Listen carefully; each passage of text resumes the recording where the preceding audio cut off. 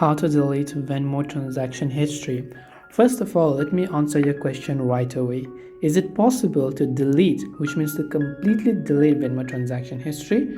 Well, unfortunately, the answer is no. But you can, however, choose to make it completely private so that only you and the sender would be able to see it.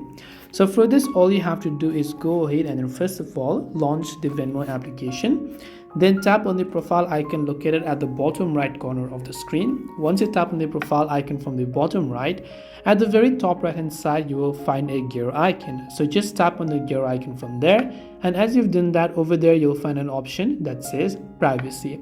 Just go to the privacy option, and again you'll find an option that says private. So you can see default privacy settings for all future payments. You can also change it, so just select private, visible to sender and recipient only. So I hope that this video was really helpful. If you have got any more questions, feel free to also leave them down below.